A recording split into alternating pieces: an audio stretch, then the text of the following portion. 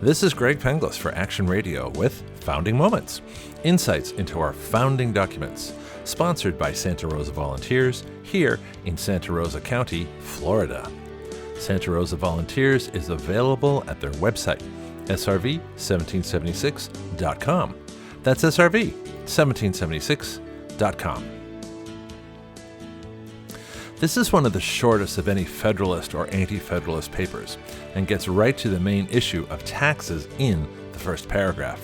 It's written by Cincinnatus, whom we've heard from before, and this paper is in response to Hamilton's Federalist No. 12 plan for the United States to make lots of money under the Constitution. He begins Anti-Federalist No. 12. On the subject of taxation, in which powers are to be given so largely by the new Constitution, you lull our fears of abuse by venturing to predict that the great revenue of the United States must and always will be raised by impost, and you elevate our hopes by holding out the reviving and supporting the national credit.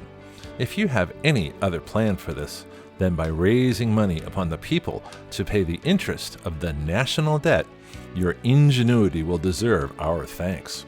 Supposing, however, that raising money is necessary to payment of the interest, and such a payment is requisite to support the credit of the Union, let us see how much will be necessary for that end, and how far the impost will supply what we want. He then proceeds in a bunch of numbers to back up his claim that the scheme basically won't work, will cost more than expected, and taxes will have to be raised. All the same problems we have today in the trillions of dollars of national debt. The money to run the country is supposed to come from imposts, which are taxes on imported goods. What Cincinnatus is questioning is whether the figures of revenue raised are accurate or intentionally misleading. This leads to the accusation still around today that government officials are either stupid or liars. He says, "We know too that our imports diminish yearly, and from the nature of things must continue to diminish, and consequently that the above estimate of the produce of the impost will in all probability fall much short of the supposed sum. But even without this, it must appear that you were either intentionally misleading your hearers or were very little acquainted with the subject when you ventured to predict that the great revenue of the United States would always flow from the impost." This also documents the long-standing practice that government revenues will be short of estimates and costs will be higher. Cincinnatus then correctly states that when the federal government can't cover its bills the way it says it can, they will go to the states to cover the debt. And that is a great reason not to ratify the Constitution. The power to tax is uncontrolled with regard to the states. He says, "It will be expected that the new government will provide for this also, and such expectation is founded not only on the promise you hold forth of its reviving and supporting public credit among us, but also on this unavoidable principle of justice, that is, the new government takes away the impost and other substantial taxes from the produce of which the several states paid the interest of their debt or funded the paper with which they paid it.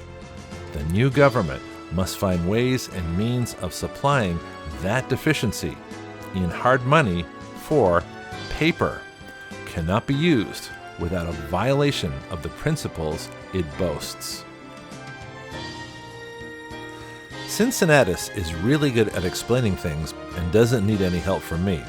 In his final paragraph, he clearly delineates the differences between the current Articles of Confederation and the proposed Constitution, and talks of the realities of the former compared to the expectations of the latter.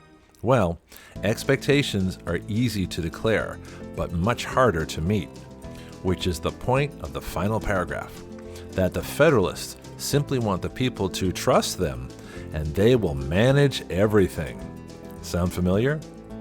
However, Cincinnatus warns that the more likely end for such an all-encompassing grant of power is that the wealth will be squandered, the revenues will not be raised, and the full faith and credit of the United States will be ruined.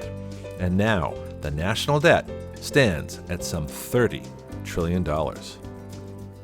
Cincinnatus concludes, "The present government promises nothing, the intended government everything. From the present government little is expected, from the intended one much. Because it is conceived that to the latter much is given, to the former little. And yet the inability of the people to pay what is required in specie remaining the same, the funds of the one will not much exceed those of the other.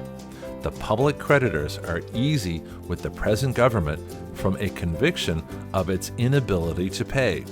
They will be urgent with the new one from an opinion that as is promised, so it can and will perform everything.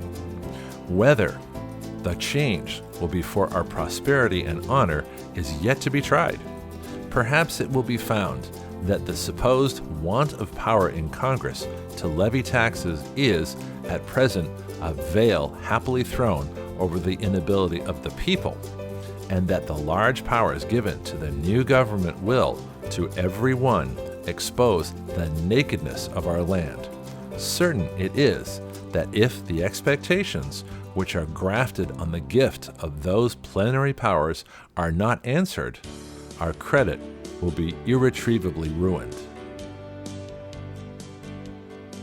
Action Radio is now sponsoring a constitutional amendment to remove the power of Congress to borrow money.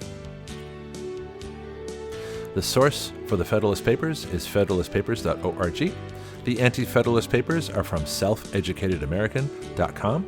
The Articles of Confederation are from usconstitution.net. This is Greg Penglis for Action Radio with Founding Moments, sponsored by Santa Rosa Volunteers. Their website is srv1776.com. That's srv1776.com. Please share this report to anyone who needs it.